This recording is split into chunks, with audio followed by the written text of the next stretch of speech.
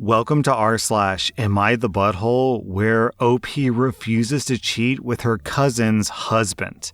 Am I the butthole for exposing my cousin's creepy husband to my entire family? I'm a 22-year-old woman. My cousin is a 24-year-old woman, and I met her husband, who's 26, last July for their wedding. They live several states away, so in addition to meeting him for the first time, it was also the first time that I had seen my cousin in a few years. I instantly got a bad vibe from her husband, and he made several comments that rubbed me the wrong way. He told me that I seemed like a wild child, and he said that I would bet that I'm a bad girl at my college. Since meeting him, he's followed me on Instagram and sporadically sends me reels, which I don't open, and comments odd things on my posts like, "Looking good, cousin," thumbs up emoji. He even DM'd me once, "Hey, I'll be in your state this weekend on business, lol," which I never replied to either. All of this definitely creeped me out, but I didn't feel like I could say anything about it because my cousin and I aren't close. And I've always felt like she looks down on me because she's a devout Christian and I'm not. Fast forward to this week. One of those fake accounts on Instagram popped up with some of my pictures asking for money for X-rated pictures. The bio was in broken English. The pictures were poorly cropped screenshots of my two most recent posts, and the Cash App was a random string of numbers and letters. The account just looked very fake, and many of my friends sent it to me and reported the account. Of course, the one person who apparently fell for it was my cousin's husband. I then got a very long, nasty DM from my cousin telling me that she had been very tolerant of my sinful lifestyle, whatever that means, but this time I'd gone too far. She said that she didn't care that we were family, and as long as I was posing a threat to her marriage, I was no longer welcome in their lives. I calmly and politely responded that this account wasn't me, and I apologized for the apparent disruption to her day. She responded that she didn't believe me and said that she pities me for having such low self-esteem and would keep me in her prayers. At this point, I lost it. I called her stupid for falling for an account that was so obviously fake and said that her husband was such a blatant creep that it was embarrassing she even married him. I sent her screenshots of all the DMs that he sent me that I never responded to and concluded by saying, "If your marriage is so easily threatened, get a divorce. Don't take your insecurities out on me." Shortly after, I got angry phone calls from my mom and my grandma saying that my cousin made an honest mistake and that my response was cruel and unjustified. Apparently, my cousin showed everyone our messages and is humiliated by what I said. My mom is worried that our relationship with that side of the family is permanently damaged. And now, I may not be welcome at future family gatherings because my grandma doesn't want the drama. I really don't feel like my response was out of line, but since no one else agrees with me, I'm not sure. So, am I the butthole? Okay, something's fishy here, you guys. I smell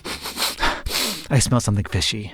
If your cousin was embarrassed by this, then why is she telling this to everyone in the family? Typically, when someone's embarrassed, they're not like, "Oh my God, this is so embarrassing. I hope no one finds out. Here, look at this. Tell me what you think about this.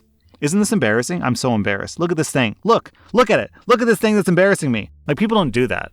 People hide shame. People hide embarrassment. They don't tell it to everyone they know. So, I think what really is going on here is that your cousin is intentionally trying to manipulate your family to get you cut out of the family because that's easier than dealing with the actual problem, which is her husband's a cheater, right? She's just burying her head in the sand and treating you like the bad guy because that's so much easier. Also, like, what did you do? You didn't sleep with her husband? You didn't make an account that stole your pictures? So, like, well, what did you do? OP, you're the victim here, not the butthole. I'm giving you 0 out of 5 buttholes. I'm giving your cousin and her husband 3.5 out of 5 buttholes. Am I the butthole for not wanting to be a stay-at-home mom and finding a job instead? My husband's father passed away recently. He grew up on a large farm in Kansas, and him and his mother inherited the farm. I'm a 21-year-old woman, and my husband John is 24. We met while he was living in New Orleans attending Tulane on an athletic scholarship, and I was working as a waitress.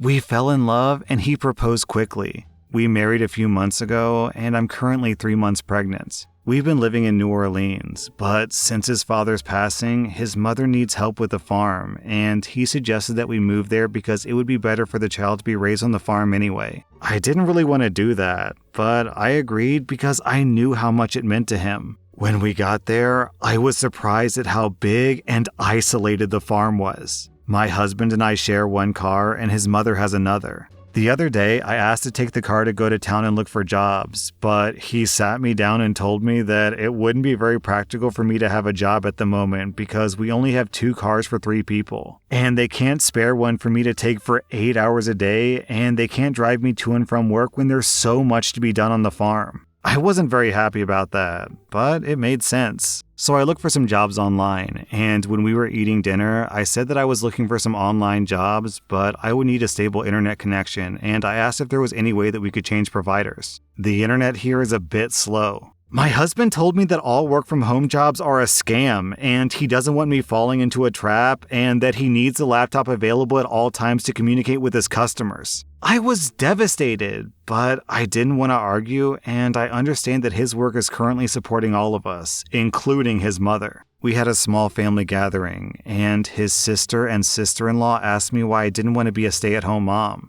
I explained everything to them. They told me that I should think of my family first, that all kids in this family are raised by stay-at-home moms, and I should just go with it and everyone would be happier. I said that I would get bored doing that, and I need a job to help support us, but they kept telling me that I should listen to my husband. When everyone left, John came to our bedroom and we had our first massive argument. He told me that I embarrassed him in front of his family. He told me that he can't believe how heartless I'm being and that I clearly don't care enough for our baby to stay home and raise him. He called me a butthole and told me that it's best if I slept in the guest room for a few nights. He hasn't spoken to me since, and his mother told me that I hurt him and all of them by refusing to carry on the family tradition of being a stay-at-home mom, and that I'm bringing shame to him by showing that he can't support his family. And now I'm torn. I thought that I knew what I wanted, but everyone is telling me otherwise, and my head is a mess. Am I really the butthole for wanting to find a job? Is it really that wrong of me? I thought that I was right, but now I'm doubting myself. Okay, so the fact that you were so innocently searching for a job would lead me to believe that not once while you two were living in New Orleans did he ever tell you that he expects you to be a stay-at-home mom. This was just some assumption that he had in his head that he clearly never communicated to you. And then, to make matters worse, he starts lying and manipulating you into getting what he actually wants, which is for you to be a stay-at-home mom. Oh, well, we only have 2 cars. Okay, well, we can buy a car, can't we? Oh, well, I need my laptop for work. Okay, well, can we get a second laptop? Then he sends his mom and his sisters to guilt trip you into doing what he wants. OP, okay, I know that you're pregnant and you're newly married and you're moving to a new state where you don't have family, but we're seeing some red flags here, OP. We're seeing some real scary red flags. Hold on, let me think about this for a second. You are trapped in another state where you have no friends or family, you have no car, you have no money because he doesn't want you to get a job, and presumably he controls the money, and then you have a baby. The word trapped comes to mind. The word trapped. OP, I'm giving you 0 out of 5 buttholes. I'm giving your husband 4 out of 5 buttholes. I really can't emphasize this enough, OP. His behavior is sending up some major red flags. Am I the butthole for asking my team member where she was when I noticed her away/offline status when she was work from home? My team does 4 days of office work and 1 day of work from home. This is because we work with sensitive physical paper files, so we have to come into the office. One of my team members, Sarah, appealed to do 2 office days and 3 work from home days instead, on the basis that she has 2 kids to look after. Other team members also have kids, and Sarah had no problem coming in 5 days a week before the pandemic. But I agreed to her request after she became upset, accused me of being inflexible, and started crying in my office. I also checked with the rest of my team to make sure that they were okay with it. Lately, I've noticed that when Sarah is working from home, she has a tendency to go offline or away on Skype during office hours. She's usually offline or away for more than 1 hour each time. Yesterday, I finally asked her about it and told her that other people, including clients, have come to me for work matters that she's handling because they couldn't find her. One external stakeholder even told me that Sarah was on leave. When I clarified that Sarah was not on leave, the stakeholder was bewildered, but she's been offline the whole morning. Sarah was defensive and sarcastically apologized for not being there to reply to messages immediately. She then added that as long as she got her work done, it didn't matter when she was online or offline. I told her that she didn't have to be online for the entire 9 a.m. to 6 p.m. duration, but at least from 10 a.m. to 5 p.m. That way, people can reach her if they need to, and other team members don't notice and start following her example, particularly since Sarah is senior to the others. Sarah was unhappy about that, and since then, I've become aware that she was saying things about me to the rest of the team, including that I'm a dinosaur still working according to former working norms. So, am I the butthole? Okay, so first things first, OP.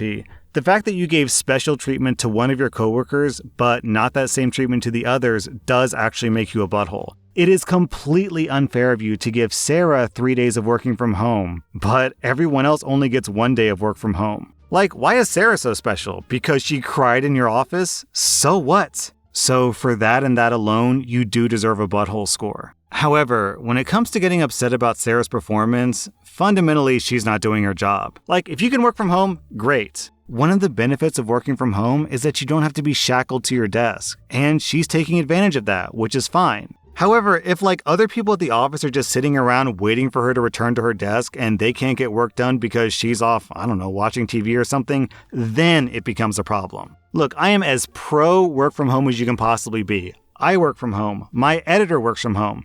If people want to, hang out with their kids or walk the dog or work from their backyard or take a bath or just take some time off, whatever, who cares, man, as long as you get your work done. But if you're slacking off and not getting your work done, then that's a problem. So you're not a butthole there, you just are a butthole for giving Sarah special privileges when you should be fair to everyone. OP, I'm giving you 1 out of 5 buttholes. I'm giving Sarah 1.5 out of 5 buttholes for not doing her job. Am I the butthole for blowing up at my husband for messing with my alarm and causing me to miss my exam? I'm a 23-year-old woman who's been married to my husband, who's 26, for a year. I'm in my last year of university, and I've been so busy for the last 2 weeks with many projects and finals looming. My husband complains about me studying and not doing activities together or hanging out with friends anymore. I told him that it's not going to last forever, and I need to focus because this is my last year and it's been the hardest. The day before my exam, he wanted me to go with him to a friend's birthday party. I refused because I was busy preparing for my exam. He pleaded with me, saying that it's just 1 hour, and talked about how his friends will be upset if I'm not there. I said no and shut down any further discussions. He got upset and called me selfish and inconsiderate, but then dropped it. Before I went to bed, I set my alarm clock like I always do because I'm a heavy sleeper and I stayed up late studying. The next morning, I woke up at 9 a.m. and I literally freaked out and checked my alarm and found out that it was set to go off at 9:30 a.m. I had no idea how this happened until my husband told me that he did this to repay me for refusing to take 1 hour to attend the party, so he took 1 hour from my time. I couldn't believe it. I absolutely blew up at him, just yelling and screaming at him left and right. He just stood there, shocked from my reaction and my rage. I quickly got dressed and rushed to the university. They didn't let me into the exam hall. I had to deal with a lot of hassle to get them to reschedule the exam, especially since I had no legit reason as to why I was late. It was awful. I went home, and my husband and I stopped speaking to each other. He kept acting as if I hurt his feelings and traumatized him by yelling, and that I deserve what he did since he was frustrated with my continual refusal to attend all events for the past 2 weeks. I might be wrong for not considering going with him, but I think that my exam should be a priority, and his way of teaching me a lesson was not right.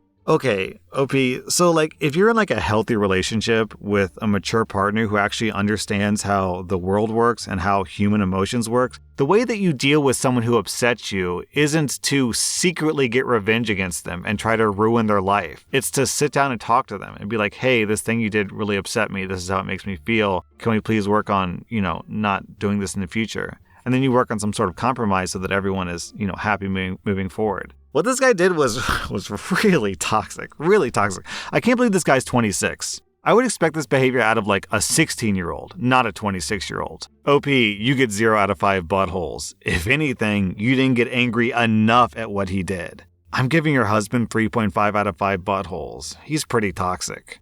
That was r/AmITheButthole, and if you like this content, check out my podcast where I publish the exact same episodes. Also, hit that subscribe button because I put out new Reddit videos every single day.